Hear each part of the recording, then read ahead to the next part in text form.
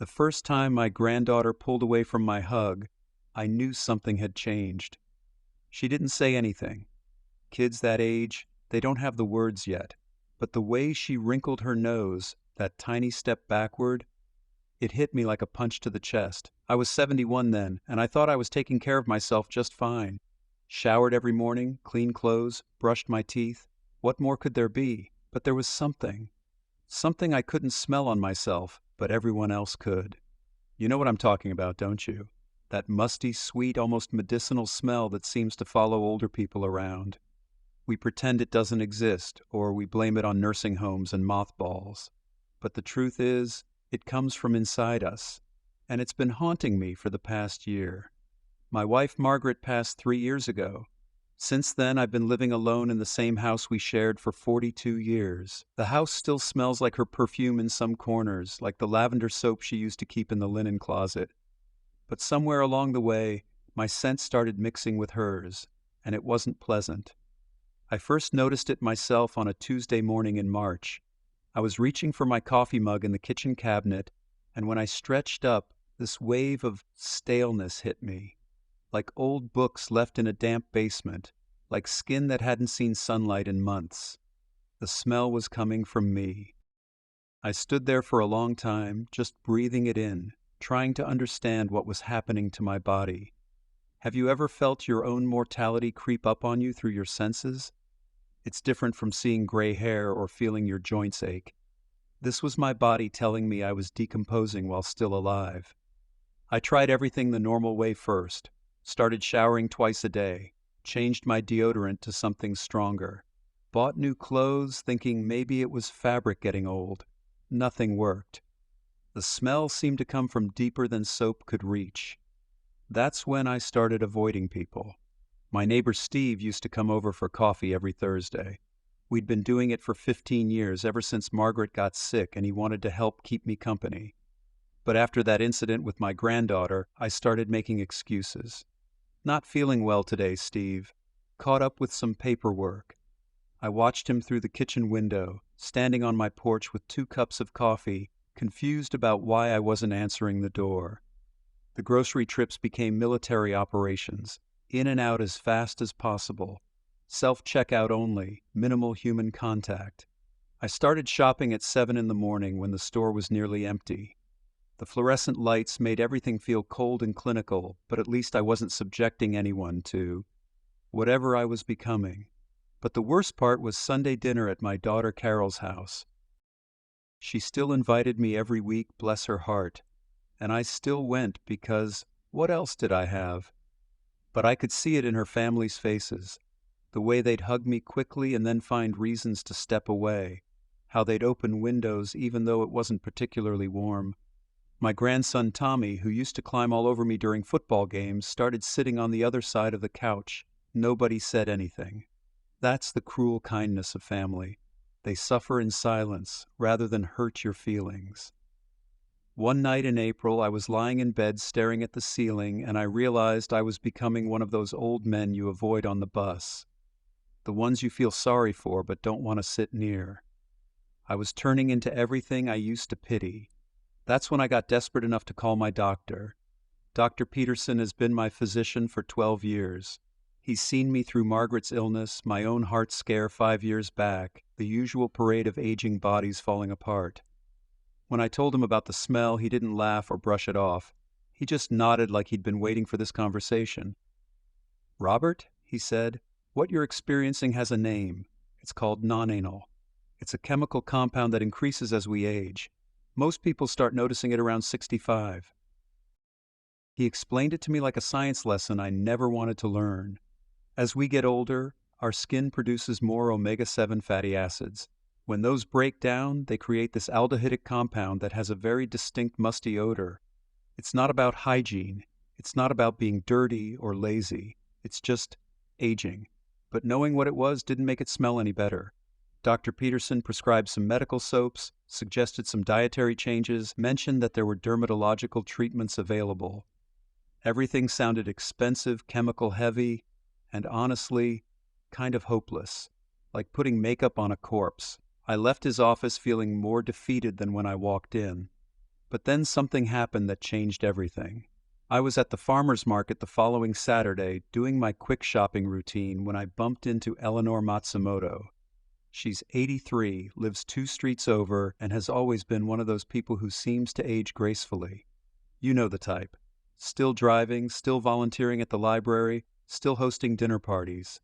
When she hugged me hello, something struck me. She smelled good. Not perfumed, not artificially masked, just clean and fresh and somehow youthful. I found myself standing there trying to figure out what was different about her. "Robert," she said, studying my face, "you look troubled. Are you eating enough? Taking care of yourself?" I don't know what came over me, but I told her. Right there between the tomato stand and the honey booth, I confessed that I was struggling with getting old, with the way my body was changing, with feeling like I was becoming someone people wanted to avoid. Eleanor listened without judgment. When I finished, she smiled this knowing smile and said, "Come by my house tomorrow afternoon. I want to show you something my grandmother taught me in Japan." The next day, I found myself sitting in Eleanor's kitchen while she prepared what looked like a very simple bath mixture: green tea leaves, sea salt, rice bran, and something she called hinoki oil from Japanese cypress trees. In Japan, she explained, we have a saying, the body is a temple, but even temples need proper cleaning. She showed me how to brew strong green tea and let it cool, how to mix in the rice bran to create a gentle scrub, how to add just a few drops of the hinoki oil. "This isn't just about covering up odors," she said. "It's about changing the chemistry of your skin. Green tea has antioxidants that neutralize the compounds causing the smell.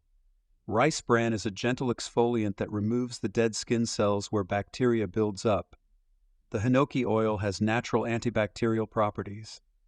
She sent me home with enough supplies for 2 weeks and instructions to soak in this mixture 3 times a week, 15 minutes each time.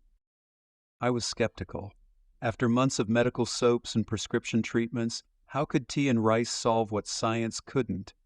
But that first night, sitting in my bathtub surrounded by the earthy smell of green tea and the clean scent of cypress, something felt different. The water turned a light amber color, and when I climbed out, my skin felt softer than it had in years. I didn't notice the difference immediately. Change like this happens slowly, like watching grass grow or seasons shift. But after about 10 days, something remarkable happened. Steve knocked on my door Thursday morning with his usual 2 cups of coffee, and for the first time in months I answered. We sat on my front porch talking about baseball and his grandson's college plans, and I realized he wasn't pulling away, wasn't making excuses to leave early, wasn't subtly wrinkling his nose or suggesting we sit outside instead of in my living room. The next Sunday at Carol's house was the real test. When I walked through the front door, my granddaughter Emma ran up to me like she used to, wrapping her arms around my waist and burying her face against my chest. She stayed there for a long hug, and when she pulled back, she looked up at me and said, "Grandpa, you smell like Christmas trees." That's when I knew Eleanor's grandmother's recipe was working. Over the next month, I refined the process. I learned that brewing the green tea stronger made it more effective, that adding a small amount of baking soda helped balance the pH, that soaking for exactly 15 minutes was the sweet spot.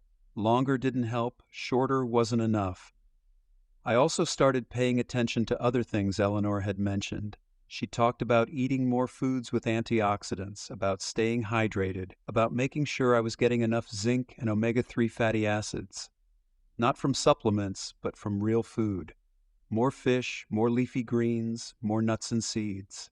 She taught me about dry brushing, using a natural bristle brush on dry skin before bathing to stimulate circulation and remove dead skin cells, about wearing natural fibers that let my skin breathe, about washing my clothes with white vinegar added to the rinse cycle to neutralize any lingering odors. But the most important thing she taught me was that this wasn't about shame. "Getting old isn't a failure, Robert," she said one afternoon when I was thanking her for the 100th time. "Our bodies change, and that's natural, but we don't have to surrender to every change without a fight." 6 months later, I'm still using Eleanor's method 3 times a week. The smell that used to follow me around is gone.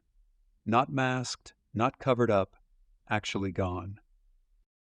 Last week, my granddaughter spent the weekend at my house for the first time since Margaret passed.